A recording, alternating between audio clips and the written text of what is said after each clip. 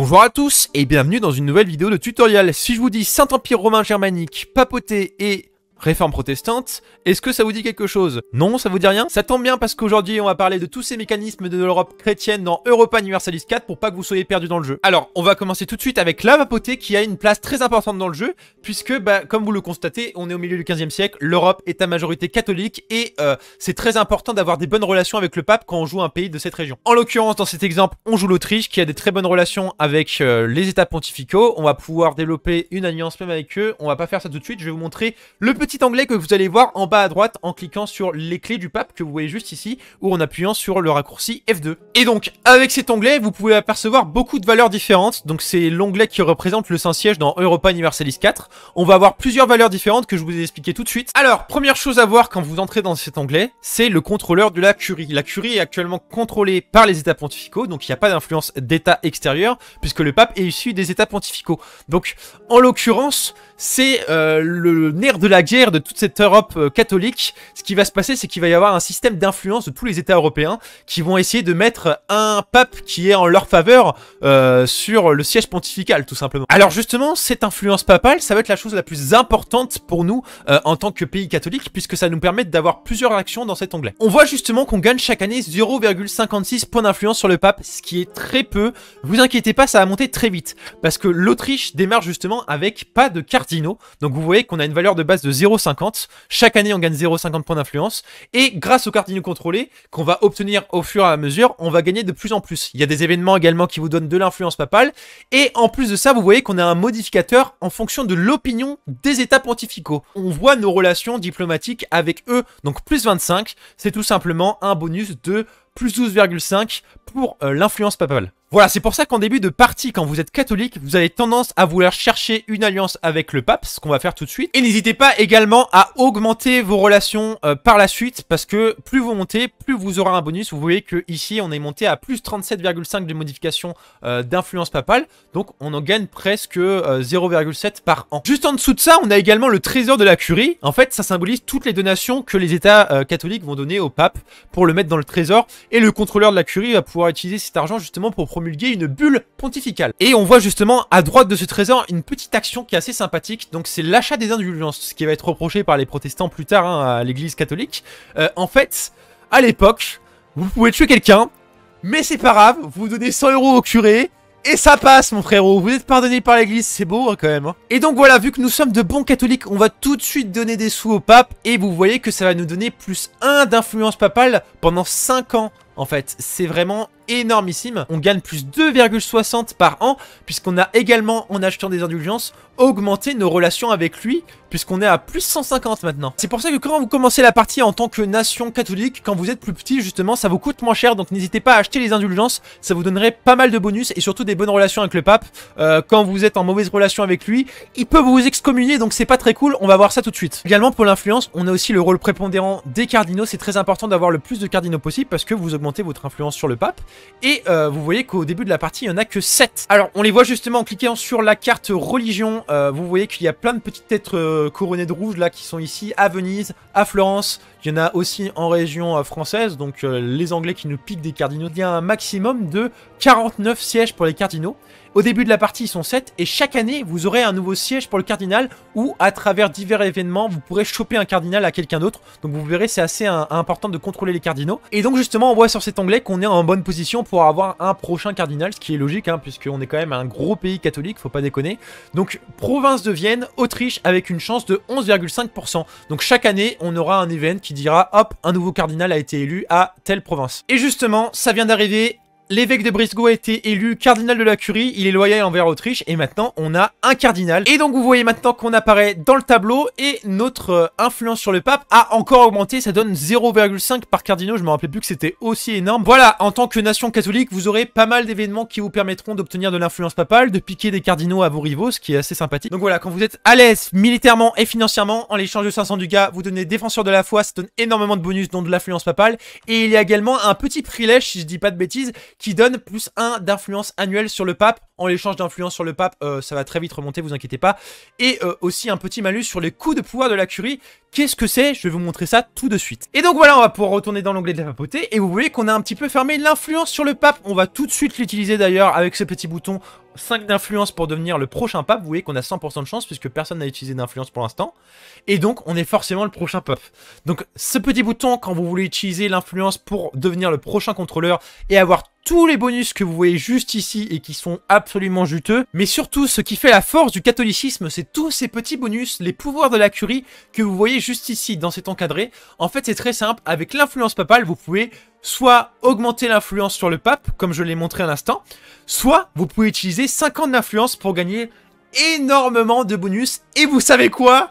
Tout est cumulable, ce qui est absolument fumé. Donc voilà, je vais me faire plaisir. Plus 100 en réputation diplomatique et je vais pouvoir annexer mes vassaux plus rapidement. Plus 100 en légitimité annuelle et plus de relations diplomatiques. Plus 15 de modification d'impôts et moins de coûts de construction. Plus 10% de morale terrestre. C'est une dinguerie. Et prestige annuel plus 1, c'est exceptionnel. Et ça aussi, c'est pas mal quand vous avez pas mal d'emprunts. Ça empêche la corruption, empêche l'inflation et ça réduit les intérêts annuels. Donc voilà, je dirais que le monopole commercial, c'est le moins intéressant, surtout en début de partie. Et vous avez également celui qui est grisé, puisqu'on n'est pas en guerre, qui donne énormément de bonus au niveau des réserves militaires et aussi de l'entretien terrestre. Et le meilleur pour la fin, bien évidemment, c'est mon préféré. Sauf que celui-ci coûte 100 d'influence, plus 100 en stabilité, et on va pouvoir même le faire 2 fois. Voilà, vous voyez que l'objectif, si vous voulez spammer l'influence sur le pape, vous pouvez arriver très facilement à plus 10 par an, si vous avez tous les bonus, et vous allez vous régaler en tant que catholique. Et donc voilà, 100% de probabilité, j'ai tué le pape grâce aux commandes pour vous montrer un petit peu ce que ça donne une fois qu'on est contrôleur de la curie,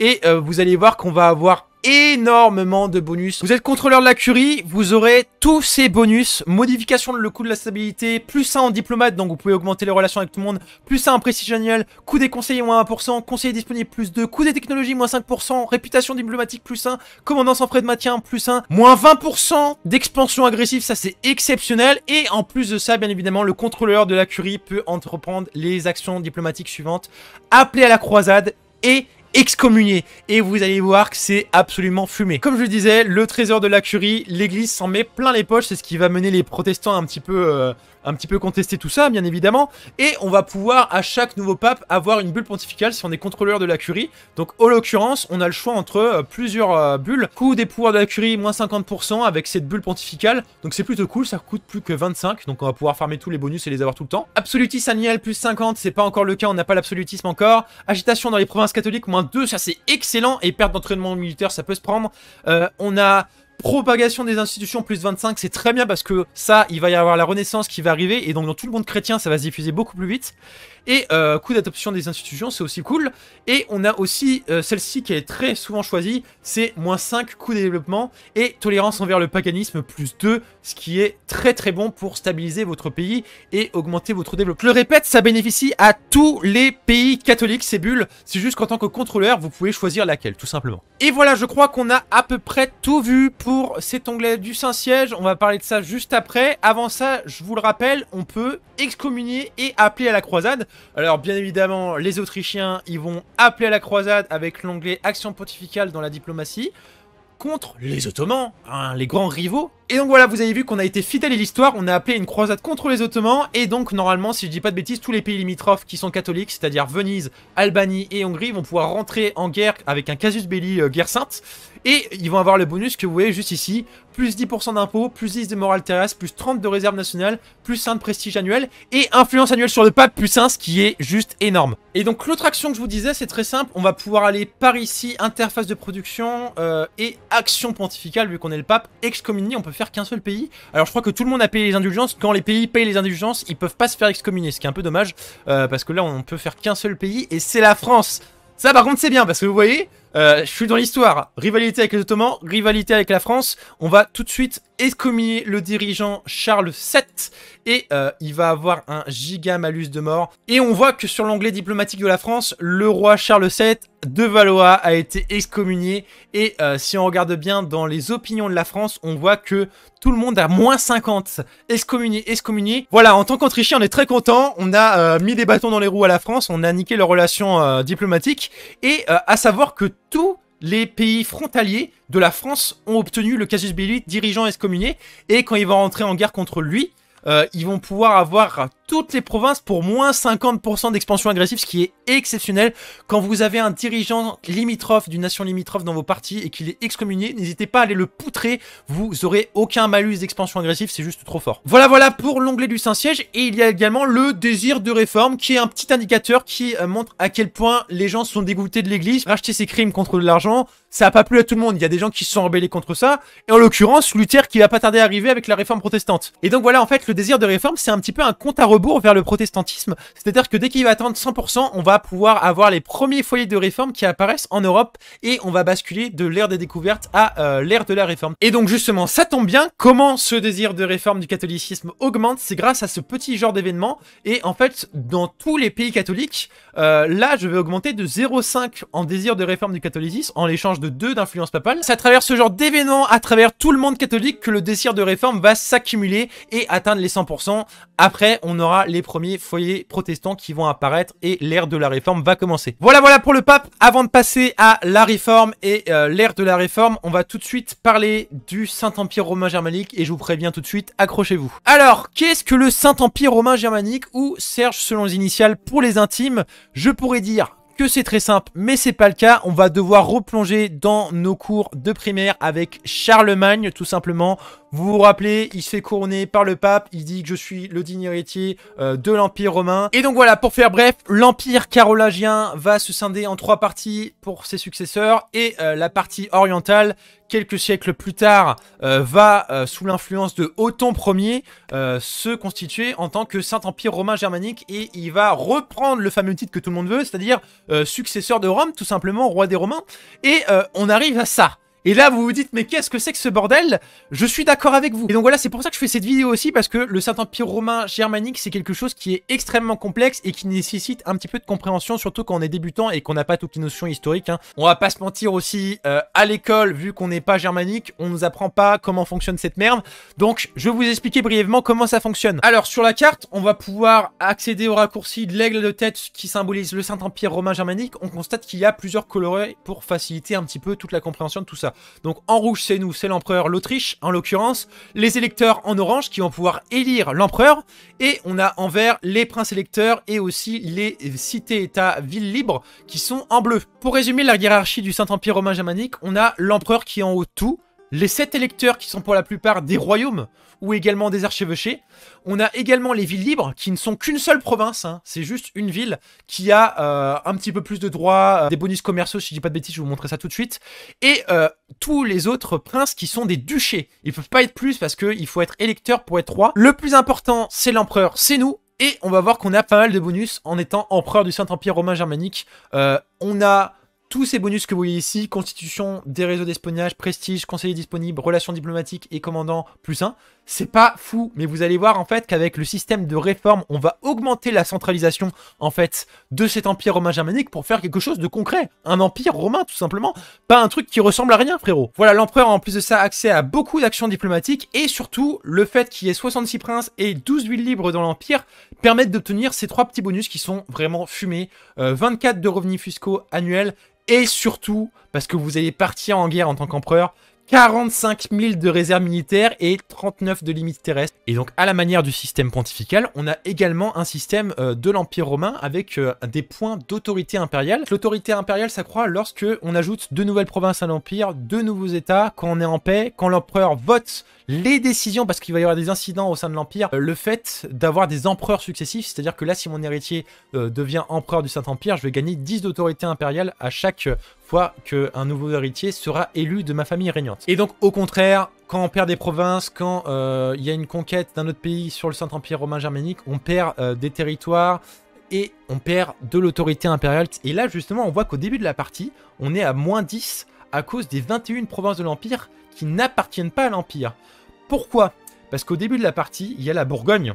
Et la Bourgogne nous pose problème. Donc voilà, toutes les parties grisées que vous voyez ici et qui sont des dépendances de la Bourgogne appartiennent à un pays extérieur à l'Empire germanique. Donc forcément, l'autorité impériale baisse. Même chose pour les provinces ici de Venise. Et aussi également l'ordre teutonique et Holstein aussi qui appartient au Danemark.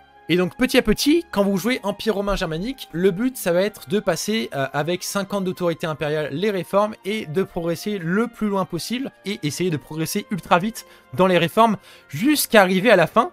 Et ce petit bouton qui va vous faire extrêmement plaisir quand vous allez jouer Empire romain germanique. Les 3 réformes les plus importantes étant celle-ci, Reichstabilitat absolue, qui offre un casus belli contre tous les pays frontaliers pour augmenter la taille de l'Empire et par la même occasion augmenter l'autorité impériale. La deuxième réforme la plus importante, c'est la diète perpétuelle. Une fois que vous arrivez ici, après avoir passé les précédentes, vous pouvez choisir un des 2 chemins, décentralisation ou centralisation. Autant vous dire qu'on va pas s'attarder sur ça parce que ça n'a aucune importance, personne ne fait ça à part pour faire croire que tu es différent comme Sasuke ou pour faire les success team. C'est nul, c'est très nul comparé à la centralisation. Vous aurez des réformes qui vont petit à petit progresser vers l'autorité de l'impérial qui augmente. Là, on va signer cette réforme qui va faire en sorte qu'il n'y ait plus du tout de vote. Donc voilà, on va plus s'embêter avec les électeurs. Donc le titre est transmis au sein de la famille régnante. Et à partir de cette réforme, c'est le plaisir absolu. Si vous jouez Empire romain germanique, c'est le meilleur bouton de tous les temps. Et donc vous vous retrouvez avec une horde de vassals qui va partir à la conquête de toute l'Europe sous vos ordres. Le PC va planter aussi, hein, vous inquiétez pas, c'est normal avec tous les vassaux qu'il y a.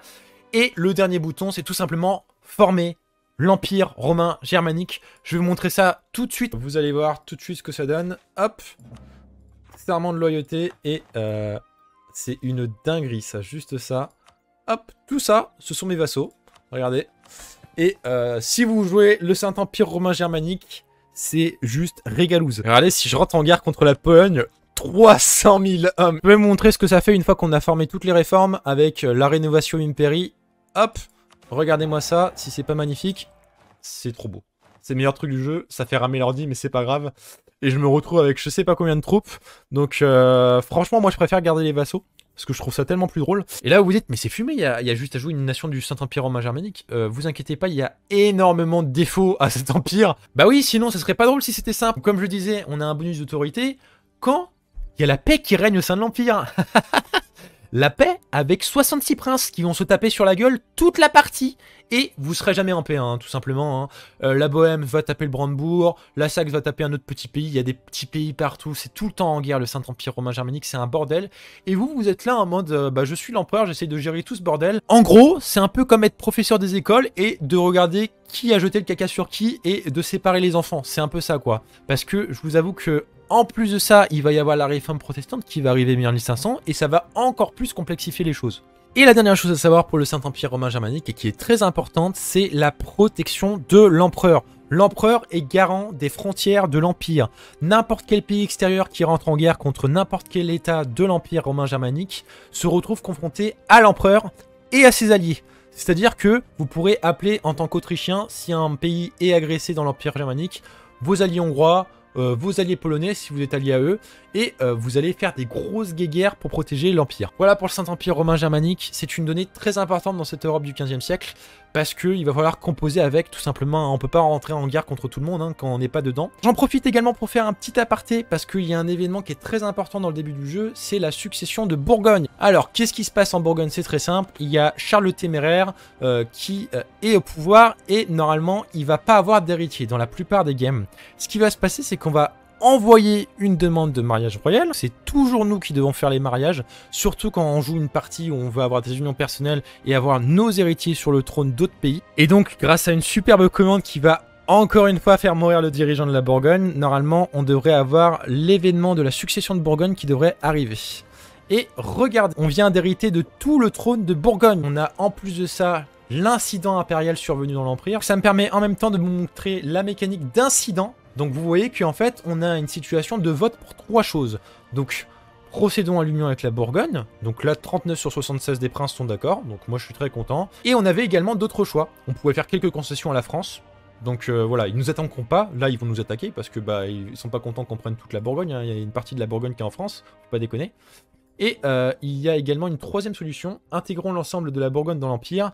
Et toutes les provinces vont gagner leur indépendance. Pour les incidents, vous avez toujours 1 an pour choisir la bonne décision, donc faites bien gaffe, hein, vous avez de toute façon un gros aigle qui apparaît en plein milieu. Et donc une pierre de coups, j'en profite, si vous êtes là et que vous savez pas ce que c'est une union personnelle, c'est un type de dépendance qui est exclusif aux nations chrétiennes, donc en fait, vous voyez, Le dirigeant de l'Autriche, c'est Frédéric III von Habsbourg, et c'est aussi le dirigeant de la Bourgogne qui va pas tarder à disparaître d'ailleurs, puisqu'il y a l'événement qui va faire que je vais intégrer toutes les terres pour ma pomme. Il s'agit tout simplement du meilleur type de vassal dans tout le jeu, hein, l'union personnelle. Hein. C'est d'ailleurs ce que vous pouvez faire avec l'Autriche. Beaucoup de mariages, il y a beaucoup de pays qui n'ont pas d'héritier, choper une union personnelle. Et voilà, j'ai intégré le pays au bout de 50 ans et c'est finito pipo. C'est vraiment absolument fumé. Et donc voilà, le dernier point de cette vidéo, c'est tout simplement la réforme protestante qui a bouleversé pas mal de choses, déjà dans le monde catholique et aussi au sein du Saint-Empire romain germanique, puisque vous le voyez, il y a quand même pas mal de petites provinces qui se convertissent. Et surtout, je perds de l'autorité impériale puisqu'il y a 4 princes hérétiques et ça va faire qu'augmenter si on ne fait pas quelque chose, si on n'agit pas en conséquence. Donc les petits foyers de conversion, il y en a 3, ça va assez vite. Et donc voilà, 10 ans après l'apparition de la réforme protestante, vous voyez qu'il y a eu pas mal de conversions dans le coin. Il y a la nouvelle ère qui arrive, l'ère de la réforme, et vous voyez c'est écrit « autorise les conflits religieux ». Justement, on va voir ça dans cette dernière partie, les conflits religieux, contre-réforme et également les guerres de religion. Et donc voici la suite de la réforme, tout simplement une vingtaine-trentaine d'années après l'apparition du protestantisme, il y a la réforme divisée, avec également 3 foyers qui vont apparaître aléatoirement dans ce coin-là plutôt, parce que les réformes c'est plus Suisse, Pays-Bas et l'Est de la France, c'est les calvinistes. Et voilà, c'est là où je voulais en venir, le fameux Concile de Trente. Bien évidemment, les états pontificaux à l'époque se sont pas laissés faire, hein. Ils ont adopté la contre-réforme, et vous allez voir qu'on a un mécanisme qui est assez intéressant. Déjà, on va augmenter nos relations avec ce petit event. L'interface du Saint-Siège, vous voyez qu'on peut adopter soit une position intransigeante, donc c'est-à-dire qu'on va devoir combattre les hérésies, les protestants et les réformés, soit on peut être conciliant, c'est-à-dire qu'on peut voilà, être sympathique avec eux. En adoptant la position intransigeante pour le côté RP, vu qu'on joue l'Autriche, on a des petits bonus mais également des manus pour la propagation des institutions. Et vous avez vu, on a 7 cardinaux, c'est-à-dire notre nombre de cardinaux qui vont rejoindre cette position. Et vu qu'on est également contrôleur de la curie, on va pouvoir utiliser le trésor pour appuyer cette position. Donc on va prendre ça, hop, on va prendre ça. Et voilà, une fois que le concile de Trente est terminé, on a les 4 positions adoptées lors du concile qui sont compilées ici. Vous voyez que les 2 dernières ont été votées par le contrôleur de la curie qui est les états pontificaux parce que j'ai perdu le contrôle entre temps. Et elles sont beaucoup plus conciliantes, on va dire. Par contre, celle-là est giga sympa, plus 5% des modifs des réserves nationales, c'est vraiment fort. Hein. Et enfin, pour clore cette vidéo, quoi de mieux qu'une bonne guerre de religion des familles avec l'union évangélique. Et donc, mesdames et messieurs, nous avons à la tête de la Ligue catholique l'empereur, tout le temps. Et en face, la Ligue protestante, il faut que ça soit un électeur qui soit converti à la foi protestante et qui affronte l'empereur. Par la suite, le meneur peut changer, donc ça peut être par exemple la Suède, hein, qui est un très bon exemple de leader protestant dans la Ligue. On voit tout de suite que les pays rejoignent petit à petit, d'ailleurs les Ottomans ont rejoint les protestants, on se demande pourquoi d'ailleurs, c'est juste pour foutre le sbeul. Et voilà, la guerre est déclarée, fin du concile de Trente, puisqu'il n'y a pas de paix entre les deux religions, et c'est parti pour poutrer tout simplement la Ligue protestante. Allez, c'est fini, guerre finito, suprématie religieuse, et ainsi on a triomphe de l'empereur. La religion catholique devient la religion officielle du Saint-Empire romain germanique. Et voilà, du coup, tous les électeurs non catholiques ont été virés. On a fait le ménage. Voilà, c'était une petite vidéo tutoriel pour montrer toutes les mécaniques du début de jeu de Europa Universalis. C'est un jeu qui est extrêmement complexe. Il faut plusieurs centaines d'heures sur le jeu pour vraiment apprécier la chose. Voilà, j'espère avoir été assez clair sur les bases. N'hésitez pas à liker, commenter, ça fait toujours plaisir. Sur ce, je vous laisse et je vous dis salut!